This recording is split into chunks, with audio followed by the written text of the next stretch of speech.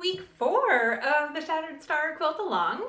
So this week is super fun because now it's all about bringing those blocks together. So week 1 and week 2 was really the preparation weeks. They really set you up for getting your fabrics pressed, fabrics properly cut. Last week we dived into half square triangles and the fun that those can be. And now we're starting to build our Shattered Star quilt blocks.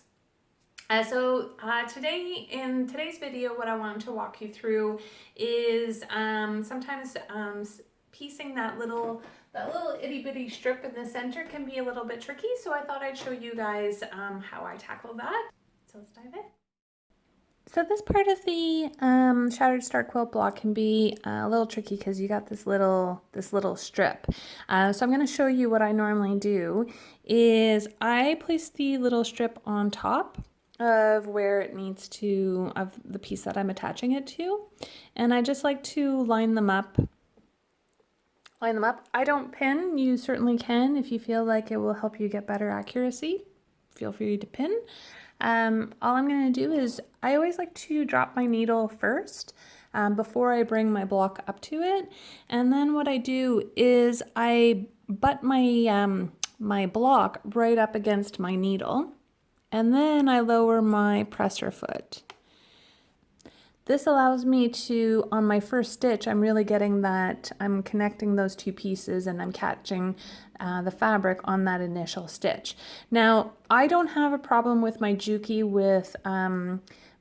eating my fabric. And what I mean by that is sometimes it used to happen on my older machine where the fabric would kind of sink into the hole. So hang on, let me just move.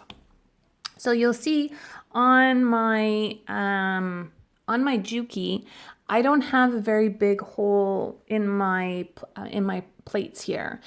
So when I come in with my needle, there's not a big hole for my fabric to kind of get stuck in there. Which is why I love piecing with my Juki. I do a lot of small piecing. If you feel like your machine is eating your fabric, what you can do is start with a leader ender, which is just taking 2 scrap pieces of fabric, running them through your machine so that you've got the stitches going, and then continuing on. As I said, I don't have that problem with my Juki. I used to. So I used to do leaders and unders all the time, but my Juki does a great job of catching it. So I can do really tiny piecing with this without a problem. And all I'm going to do is I'm going to stitch, but you'll see that I'm catching that initial edge with that first stitch because I've got it butted up right up to the needle. So you'll notice that I actually kind of hold on to my fabric. So even though I don't pin, I'm kind of holding, I'm not forcing it, I'm not pulling it, I'm just holding it so that I have a good hold and control over that piece as it's being fed through the machine. I'm going to do one more just so that you can see it in action. So all I do is I place them right sides together, and then I'm going to lift my presser foot a little. I butt it right up against that needle, and then I stitch. That's all there is to it. Now you can keep going. Then this is just called chain piecing. I have a full tutorial on that if you want to check it out. It's a genius quilting technique that saves you thread and time.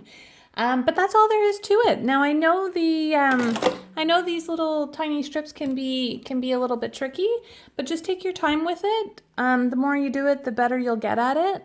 And then now what I'm going to do is I'm going to show you pressing just to make sure that we reinforce some of those good pressing habits we kind of talked a little bit about in lesson 1. Okay, so we've got our little pieces stitched. Now all we want to do is come back to setting our seams. Always get into the habit of setting your seams, letting those stitches meld with your fabric, and then gently, again, careful it's hot, press it back with your fingers and then place the iron on top. Give it a shot of steam and heat and just give it a second. and then release. Now what you want to be careful is that you don't distort these, because sometimes when you're trying to pull these back, have them press back, that you'll notice that it will start to bow. That's where you know you've been a little bit too aggressive in your ironing, so you've ironed rather than pressed. So I do encourage you to be gentle and delicate with these pieces and not pull them, not stretch them. Just take your time, let them be what they will be. And if they get a little bit distorted, don't worry about it. You can always trim them if they're really bad, or when you come to attach your bottom piece, just use the squared angles of your half square triangle to keep things nice and lined up. So I just wanted to show you, I've got the little strip attached to one half square triangle. Now I'm going to attach it to the other one. Now what I like to do is I again like to have this strip on top, and I just line it up with the half square triangle on the bottom. And same thing, I'm going to drop my needle, and then I'm going to bring my piece right up. I'm going to butt it right up against that the needle, and then just stitch. And again, I don't pin here. You can if you want to. I just like to take my time, and I kind of use this finger to hold things in place. That's just my technique. You may have a different process or a way that it feels good to you. I just like to have the strip on the top because, one, it has less bias edges, and I feel like I have better control. Sorry, I don't know if you can hear me while my machine's going. I feel like I have better control when I have that strip on the top rather than on the bottom. I hope that helps. If you have any questions, don't hesitate to leave them in the comment box down below. And if there were any tips or tricks that you found helpful, don't forget to give it a like and hit the subscribe button so you don't miss out on any future tutorials.